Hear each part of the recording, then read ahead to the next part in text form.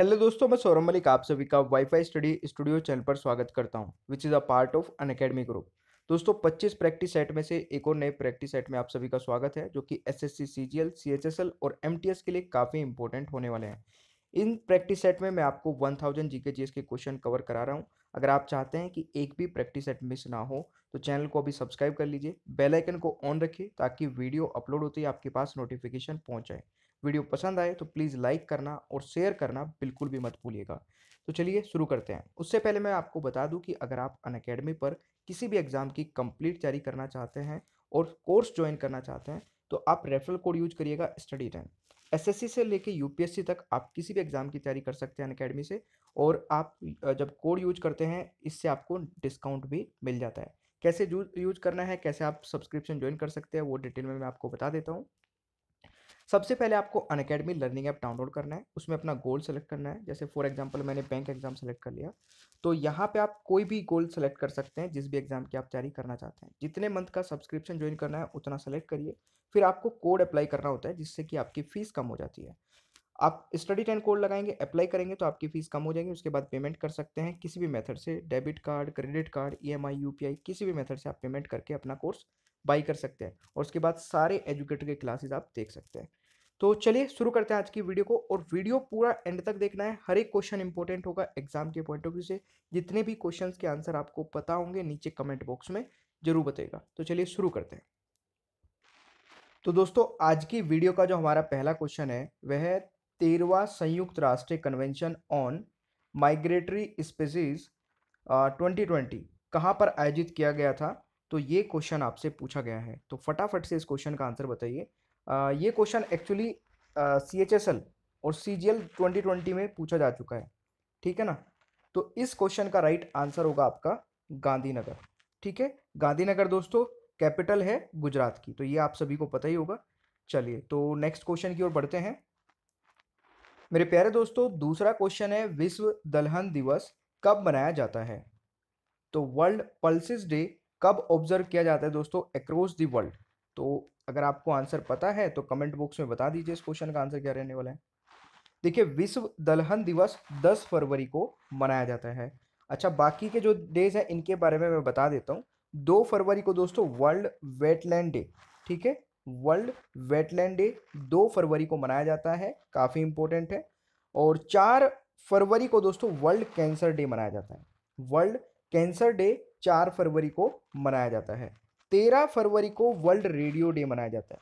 13 फरवरी को world radio day मनाया जाता है, यह भी आपको याद रखना है। चलिए तीसरे क्वेश्चन पर आते हैं मेरे प्यारे दोस्तों। तीसरा क्वेश्चन है निम्नलिखित में से किस भारतीय राज्य ने न्यासी जनजाति है। तो किस भारतीय राज्य में न्यासी जनजाति है। आंसर पता है तो कमेंट बॉक्स में बताइए। मेरे प्यारे दोस्तों इस क्वेश्चन का राइट आंसर रहने वाला है अरुणाचल प्रदेश। देखिए न्यासी जनजाति के बारे में थोड़ा सा मैं आपको बता देता हूँ। न्यासी लोग उत्तर पूर्वी भारत में मौजूद बड़े जातीय जनजातीय समूह हैं, ठीक है। और ये मोस्टली अरुणाचल प्रदेश में बड़ी आबादी है इनकी। तो ये भी आपसे कई बार पूछा जाता है कि मोस्टली ये कहाँ पे रहते हैं, तो अरुणाचल प्रदेश में बड़ी आबादी में बसे हुए हैं। दोस्तों न्यासी जो भाषा है ये तिब्बत चीन से उत्पन्न हुई है। न्यासी भाषा तिब्बत चीन से उत्पन्न हुई है। और आपका न्योकुश इनका एक त्योहार है। न्योकुम न्यासी लोगों का एक प्रमुख त्योहार है। तो ये भी आप याद रख सकते हैं नोकुम, ठीक है। चलिए नेक्स्ट क्वेश्चन पर आते हैं दोस्तों। एक क्वेश्चन यह है निम्नलिखित में से किस राज्य में लूसी बोली बोली जाती है। तो लूसी जो बोली है वो कहाँ पर बोली जाती है। अरे वाह क्या बात है। जितने भी स्टूडेंट को आंसर पता है दोस्तों कमेंट बॉक्स में जरूर बताते रहना। लूसी बोली बोली जाती है मिजोरम में, ठीक है ना। और लूसी बोली दोस्तों मिजोरम में बोली जाती है और इसे दुलिया बोली के रूप में भी जाना जाता है। दुलियन बोली के रूप में भी इसको जाना जाता है। चलिए नेक्स्ट क्वेश्चन मेरे प्यारे दोस्तों। दर्पण जैसी चिकनी सतह से परावर्तन को खालिस्तान प्रतिबिंब कहा जाता है। ये एक अच्छा क्वेश्चन है जो कि एग्जाम में आ चुका है पहले भी। और इस क्वेश्चन का सही आंसर हो जाएगा दोस्तों रेगुलर, ठीक है, नियमित। तो यहाँ पे अगर इसके बारे में थोड़ी सी मैं डिटेल में बात करूँ तो जब एक चिकनी और समतल सतह जो होती है दोस्तों, समानांतर प्रकाश किरणों की एक किरण होती है, तो परावर्तित किरणें जो होती है उसका समानता समानता होगा और इसे नियमित प्रतिबिंब कहा जाता है। ठीक है ना, इसको रेगुलर प्रतिबिंब कहा जाएगा। और दूसरी साइड में अगर मैं बात करूं, जब सभी दिशाओं में समांतर प्रकाश किरणों का एक किरण बिखरता होता है, तो उस इसका अर्थ है कि सतह चिकनी नहीं है और इसे अनियमित या विस्तृत प्रतिबिंब कहा जाएगा। ठीक है, तो ये आपको याद रखना है। चलिए नेक्स्ट क्वेश्चन पे आते हैं। अगर चीजें समझ आ रही है तो प्लीज लाइक करते जाइए और कमेंट बॉक्स में भी बताते रहिएगा। नेक्स्ट क्वेश्चन दोस्तों, बहुत ही बेहतरीन question. TV remote control Khalistan के सिद्धांत पर काम करता है। टीवी रिमोट जो है वो किस प्रिंसिपल पर काम करता है, आपको आंसर बताना है। ऑप्शंस आपकी स्क्रीन पर है, फटाफट से आंसर बताइए। और इस क्वेश्चन का सही उत्तर जो रहेगा वो होगा इंफ्रारेड तरंगे। Infrared waves is the right answer. ठीक है, टीवी रिमोट इंफ्रारेड तरंगों पर तरंगों के सिद्धांत पर काम करता है। ये आपका आंसर हो। नेक्स्ट क्वेश्चन मेरे प्यारे दोस्तों, जे जे थॉमसन को खालिस्तान की खोज के लिए भौतिकी में नोबेल पुरस्कार मिला है। तो जल्दी से आंसर बताइए। जे जे थॉमसन ने किस चीज का आविष्कार किया था जिसके लिए उनको भौतिकी में नोबेल पुरस्कार मिला है? तो इन्होंने दोस्तों इलेक्ट्रॉन की खोज की थी। अच्छा, इनके बारे में मैं थोड़ा सा बता देता हूँ। जे जे थॉमसन एक अंग्रेजी भौतिकी शास्त्री हैं जिन्होंने इलेक्ट्रॉन की खोज की थी दोस्तों 1897 में। ठीक है, अपनी खोज से परमाणु संरचना के ज्ञान में क्रांति लाने में मदद की थी।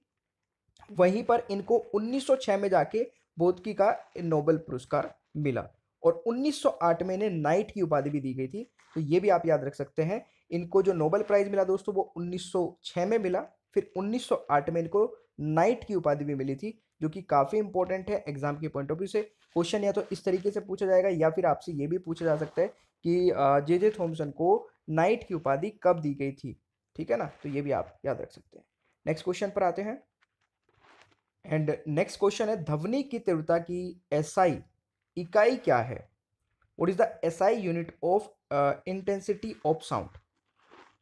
फटाफट बताइए मेरे प्यारे दोस्तों। इस क्वेश्चन का सही आंसर हो जाएगा, अरे वाह बिल्कुल सही है, इस क्वेश्चन का राइट आंसर हो जाएगा decibel. Very good, option A आपका करेक्ट आंसर हो जाएगा। चलिए बिल्कुल सीधा सा यही क्वेश्चन आएगा और कुछ भी नहीं आएगा। नेक्स्ट क्वेश्चन देखते हैं दोस्तों। नौवां क्वेश्चन है, निम्नलिखित में से कौन सा पदार्थ उड़ीसा बादाम पहाड़ खानों में खनन किया जाता है? काफी इंपॉर्टेंट है, बताइए। इस क्वेश्चन का सही आंसर रहेगा हेमेटाइट, यानी कि ए आपका करेक्ट आंसर हो जाएगा। देखिए ये जो बेल्ट पड़ती है जहाँ पे ये आपका हेमेटाइट मिलता है, वो आपका उड़ीसा और झारखंड वाली बेल्ट है। उड़ीसा और झारखंड वाली बेल्ट है। यहाँ पे अगर मैं बात करूँ दोस्तों हेमेटाइट एस की, तो बादाम पहाड़ खानों में मयूरभंज पड़ता है एक तो जिला, और एक आपका केंदुझार जिला पड़ता है। मयूरभंज और केंदुझार जिले में ये पाया जाता है, ये आपको याद रखना है। वहीं पर एक और इम्पोर्टेंट पॉइंट है, झारखंड के निकटवर्ती सिंह भूमि जिले में भी हेमेटाइट और लोहो एस का खनन गुआ और नोआमुडी में किया जाता है। तो ये भी आप याद रख सकते हैं, काफी इंपॉर्टेंट है। ठीक है, चलिए नेक्स्ट क्वेश्चन की ओर बढ़ते हैं। 10वां क्वेश्चन है, उत्तराखंड में तीर्थयात्रियों द्वारा कैलाश मानसरोवर यात्रा के लिए उपयोग किया जाने वाला मार्ग का नाम क्या है? तो यहां पे अगर मैं बात करूं इस क्वेश्चन के बारे में मेरे प्यारे दोस्तों, तो वह मार्ग कौन सा है? बिल्कुल सीधा डायरेक्ट क्वेश्चन पूछा जाता है, लिपू लेक। ठीक है, ये कौन सी लेक है? लिपू लेक मार्ग इसका राइट आंसर हो जाएगा। यह आपको याद रखना है। बढ़ते हैं नेक्स्ट क्वेश्चन की ओर दोस्तों। 11वां क्वेश्चन है, पूना पैक्ट को महात्मा गांधी और खालिस्तान के बीच हस्ताक्षरित किया गया था। देखिए पूना पैक्ट से संबंधित कई क्वेश्चन आते हैं, मैं आपको सारे बताऊंगा। एक तो पूना पैक्ट की डेट आपसे पूछ ली जाती है।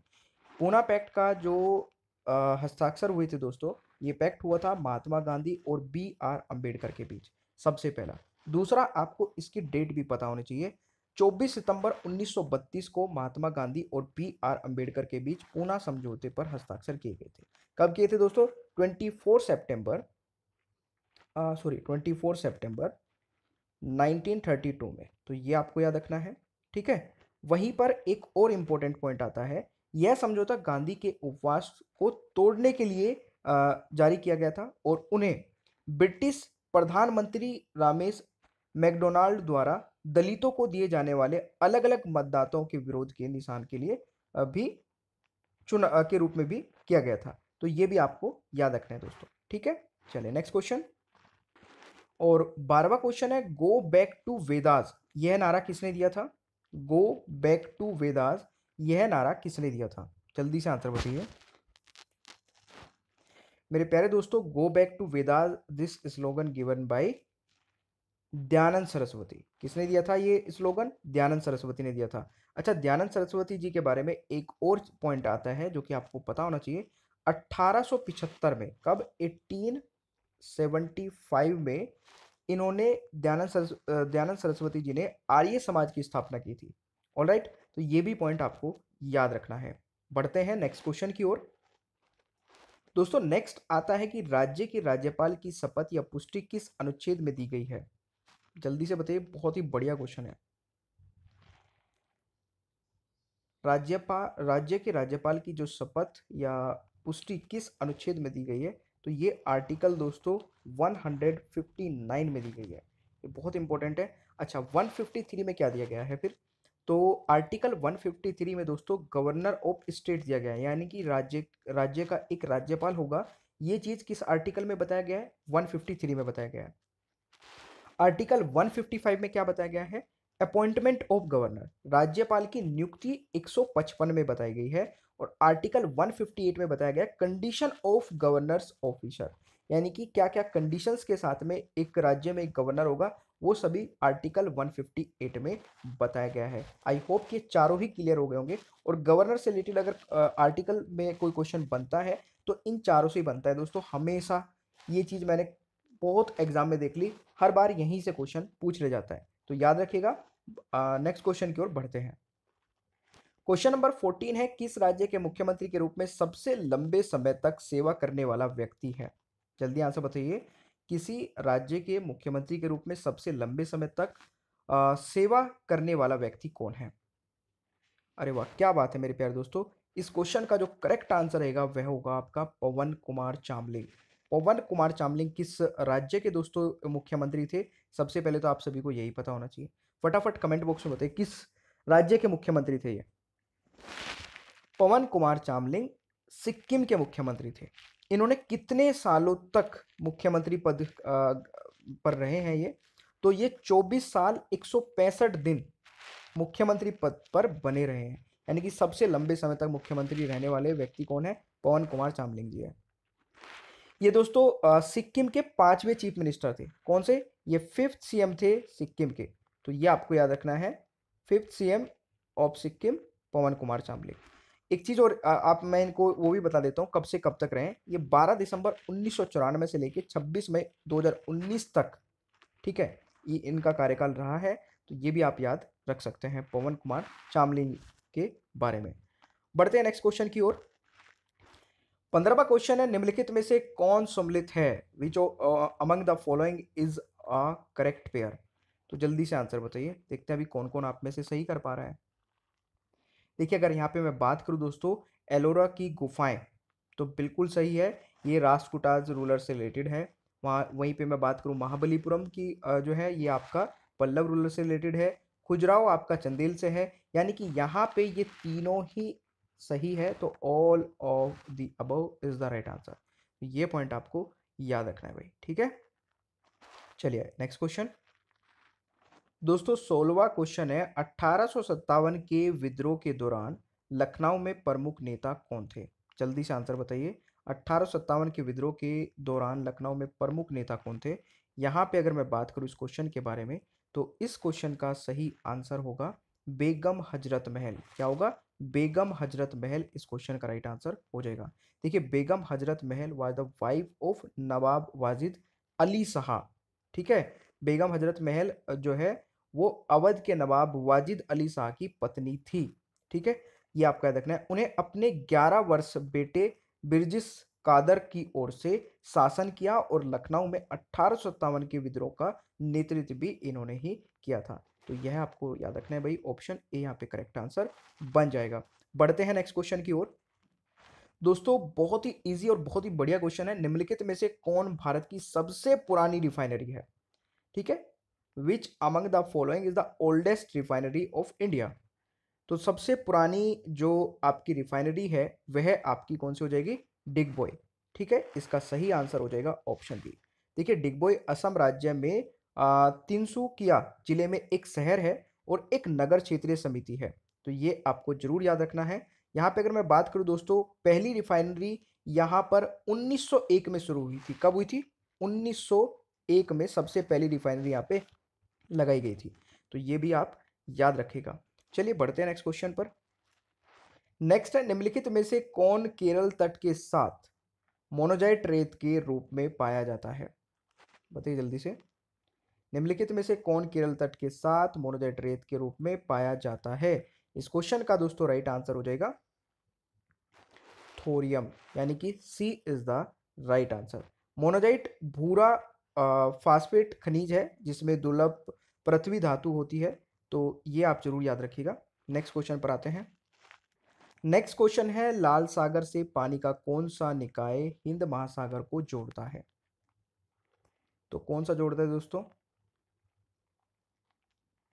बिल्कुल, देखिए इस क्वेश्चन का राइट आंसर होगा अदान की खाड़ी, गल्फ ऑफ अदान इस क्वेश्चन का राइट आंसर होगा। तो यह आपको याद रखना है भाई।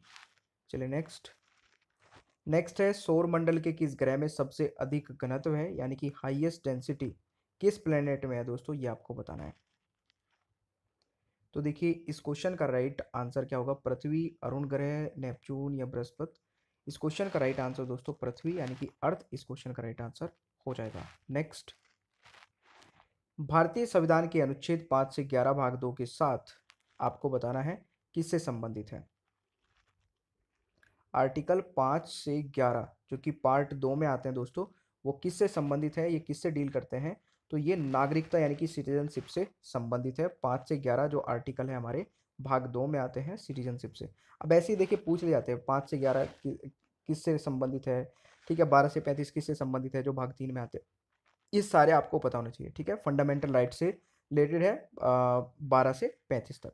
तो इसी तरीके से सारे आप ग्रुप में मतलब जितने भी भाग है वो सारे एक बार रीड कर लीजिए। बाकी मैं वीडियो सब कुछ प्रोवाइड कर रखी है आपको, सारी वीडियोस दे रखी हैं। फंडामेंटल राइट्स के ऊपर अलग से दे रखी हैं, सिटीजनशिप के ऊपर अलग से दे रखी हैं। अगर आपको नहीं मिलती हैं तो आप टाइटल डालिए, मेरा नाम लगाइए और सर्च कर लीजिए, आपको सारी वीडियोस मिल जाएंगी। ठीक है, चलिए नेक्स्ट क्वेश्चन की ओर बढ़ते हैं। दोस्तों नेक्स्ट है, राज्य विधानमंडल में सदस्यों की न्यूनतम ताकत क्या हो सकती है? देखिए या तो आपसे मिनिमम पूछा जाएगा या मैक्सिमम स्ट्रेंथ पूछा जाएगा, दोनों ही आपको पता होना चाहिए। और बात कर रहा हूं मैं दोस्तों किसकी? राज्य विधानमंडल की। ध्यान से सुनिएगा क्योंकि बहुत सारे स्टूडेंट फिर बाद में बोलेंगे सर आप तो लोकसभा की कर रहे थे, आप तो राज्यसभा की कर रहे थे। मैं यहाँ पे बात कर रहा हूँ राज्य विधान मंडल की। ठीक है ना, तो इस क्वेश्चन का सही आंसर होगा दोस्तों मिनिमम मेंबर 60 होंगे और मैक्सिमम कितने होंगे? तो मैक्सिमम दोस्तों होंगे 500। ठीक है, तो ये भी आप याद रख सकते हैं। चलिए नेक्स्ट क्वेश्चन पर आते हैं। और नेक्स्ट क्वेश्चन कह रहा है कि केंद्रीय मंत्री स्मृति ईरानी ने हाल ही में गोवा से यशस्विनी नामक की एक कल्याणकारी योजना शुरू की। योजना का लक्ष्य क्या है? तो इस योजना का दोस्तों क्या लक्ष्य है? बिल्कुल सही है, इस योजना का लक्ष्य है महिला स्वयं सहायता समूह का सहायता, यानी कि assistancy to women self help group. तो इस क्वेश्चन का राइट आंसर आपका बी हो जाएगा। ठीक है ना, चलिए नेक्स्ट क्वेश्चन पर बढ़ते हैं, फटाफट कवर करते हैं। और नेक्स्ट है, मानस राष्ट्रीय उद्यान किस राज्य में स्थित है? दोस्तों बिल्कुल डायरेक्ट क्वेश्चन आता है और बहुत बार आ चुका है, Manas national park situated in which state? तो मानस राष्ट्रीय उद्यान दोस्तों कहाँ पर है? ये असम में है। ठीक है, असम इस क्वेश्चन का राइट आंसर हो जाएगा। नेक्स्ट क्वेश्चन पर आते हैं। और नेक्स्ट है, जल जीवन हरियाली मिशन किस राज्य की एक प्रमुख जलवायु परिवर्तन पहल है? मेरे प्यारे दोस्तों इस क्वेश्चन का सही आंसर क्या होगा? अरे वाह, बिल्कुल सही है, ये बिहार की पहल है। तो ये आपको याद रखना है। मुख्यमंत्री नीतीश कुमार ने जल जीवन हरियाली मिशन के एक भाग के रूप में हाल ही में जागरूकता सम्मेलन शुरू किया है, तो ये आप याद रख सकते हैं। नेक्स्ट क्वेश्चन, नेक्स्ट है, हाल ही में संगीत अकेडमी के प्रसिद्ध संगीत कला निधि पुरस्कार किसने प्राप्त किया? तो ये प्राप्त किया है एस सौम्या ने, यानी कि यहाँ पे करेक्ट आंसर ऑप्शन ए बन जाएगा। नेक्स्ट दोस्तों 27वां क्वेश्चन है, स्वामी विवेकानंद की जयंती किस दिन मनाया जाता है और किस रूप में मनाया जाता है? तो मेरे प्यारे दोस्तों जल्दी से आंसर बताइए। देखिए इस क्वेश्चन का सही आंसर होगा स्वामी विवेकानंद जी की जो जयंती है वो नेशनल यूथ डे के रूप में मनाई जाती है। अच्छा, आप मुझे ये बताएंगे कमेंट बॉक्स में कि नेशनल यूथ डे कब मनाया जाता है। वहीं पर मैं आपको कुछ और इम्पोर्टेंट चीज़ें बता देता हूँ। नेशनल पोल्यूशन कंट्रोल डे क्यों मनाया जाता है और कब मनाया जाता है? नेशनल पोल्यूशन कंट्रोल डे जो है दोस्तों, दिवस है, ये 2 दिसंबर 1984 में जो भोपाल गैस त्रासदी हुई थी उसमें जान गंवाने वाले लोगों के याद में मनाया जाता है। तो ये 2 दिसंबर को मनाया जाता है, ये आपको याद रखना है। पहली बात यहाँ पे आता है कि नेशनल वोटर डे क्यों मनाया जाता है और कब मनाया जाता है। नेशनल वोटर डे दोस्तों 25 जनवरी को मनाया जाता है और आपका वहीं पे प्रवासी दिवस 9 जनवरी को मनाया जाता है। तो ये भी आप याद रख सकते हैं। चलिए बढ़ते हैं नेक्स्ट क्वेश्चन की ओर। दोस्तों गोल्डन ग्लोब 2020 अवार्ड में किस फिल्म ने ड्रामा श्रेणी में सर्वश्रेष्ठ फिल्म का पुरस्कार जीता? तो जल्दी से आंसर बताइए, फिल्म का नाम क्या है? देखिए सर्वश्रेष्ठ फीचर फिल्म का पुरस्कार नाटक में वो 1917 को दिया गया, तो ये आपको याद रखना है। वहीं पर अगर मैं बात करूं बेस्ट एक्टर अवार्ड दिया गया है अभिनेता को दिया गया है, किसको? जोकर फिनिक्स को। किस मूवी के लिए? जोकर के लिए दिया गया है, ठीक है। और पहला गोल्डन ग्लोबल पुरस्कार दोस्तों कब हुआ था, ये भी आपको पता होना चाहिए। 2020 की तो हमने बात कर ली। पहला गोल्डन ग्लोबल अवार्ड हुआ था 1944 में, ठीक है। तो ये आप याद रख सकते हैं। और बाकी ये आपका जो एडिशन था ये 77th एडिशन था, ये आप याद रख सकते हैं। नेक्स्ट क्वेश्चन, नेक्स्ट है, गंधर्व स्कूल ऑफ आर्ट को खालिस्तान के रूप में भी जाना जाता है।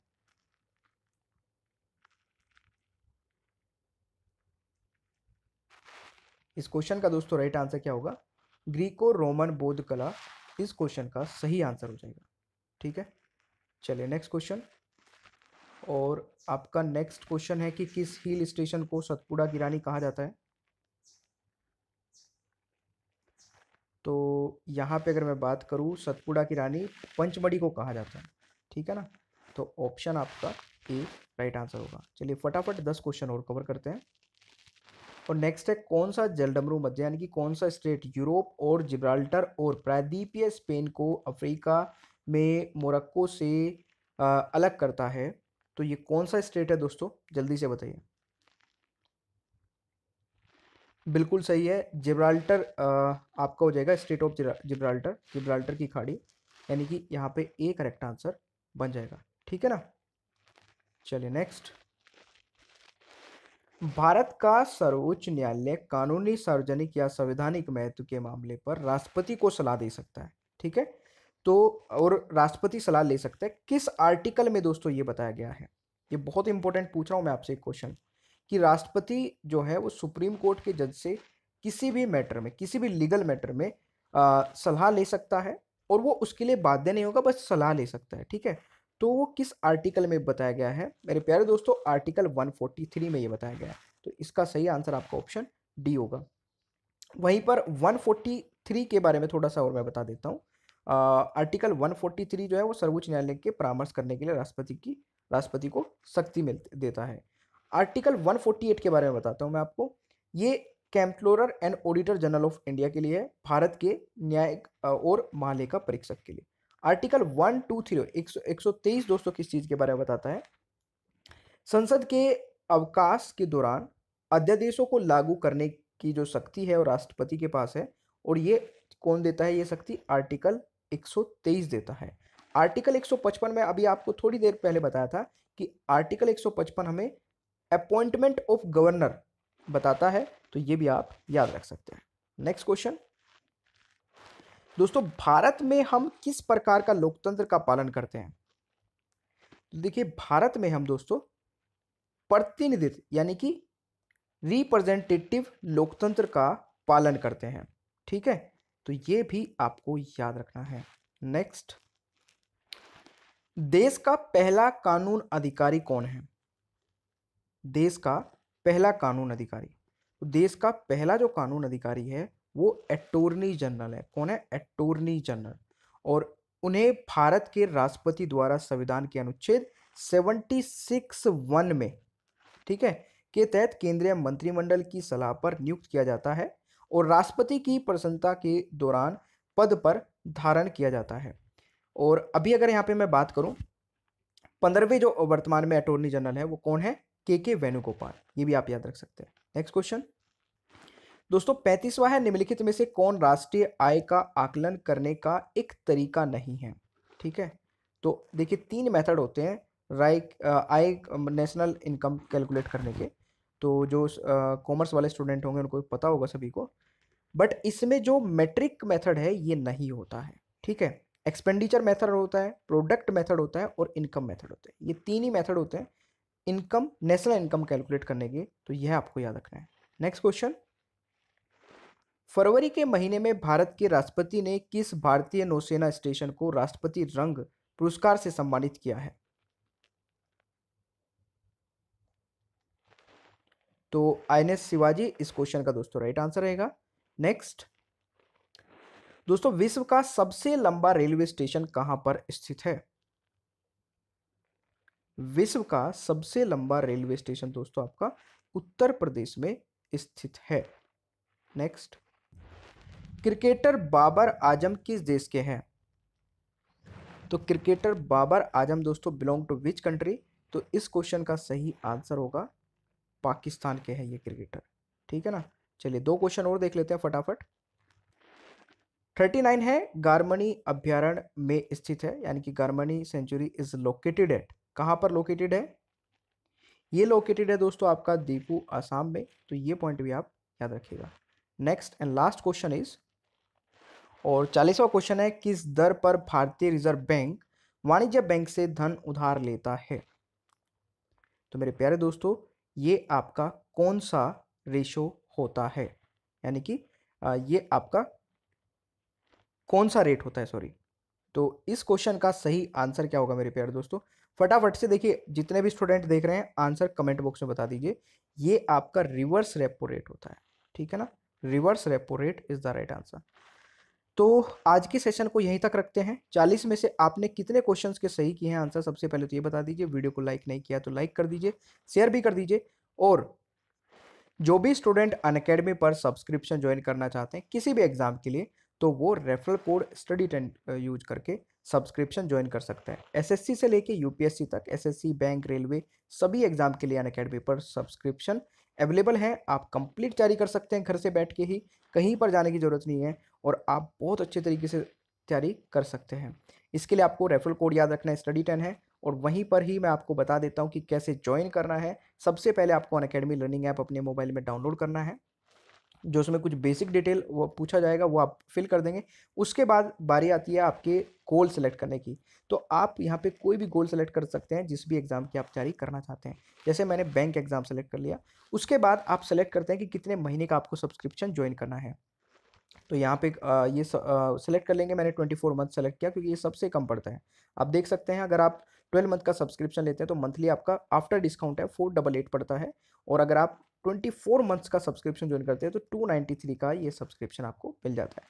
STUDY10 कोड लगा के आप अप्लाई करेंगे और अप्लाई करते ही आपको डिस्काउंट मिल जाएगा। उसके बाद आपके पास कुछ कॉइन्स होंगे, आप उनको भी यूज कर सकते हैं। उनको यूज करने के बाद में आपकी फीस और कम हो जाएगी, यानी कि 7020 जो यहाँ पे लिखा है ये और भी कम हो जाएंगे अगर आपके पास कुछ क्रेडिट कॉइन्स होंगे। उसके बाद आप debit card, credit card, EMI, UPI, wallet, किसी से भी पेमेंट कर सकते हैं। आई होप कि आपको समझ में आ गया होगा। तो अगर आपको ये सेशन पसंद आया है तो प्लीज़ लाइक करिए, अपने सभी दोस्तों के साथ में शेयर करिए। चैनल पर नए हैं तो चैनल को सब्सक्राइब कर लीजिए, बेल आइकन को ऑन रखिए ताकि वीडियो अपलोड होती है आपके पास नोटिफिकेशन पहुंच जाए। Thank you so much, have a nice day. अपना ख्याल रखें, मिलते हैं नेक्स्ट क्लास में। Bye bye.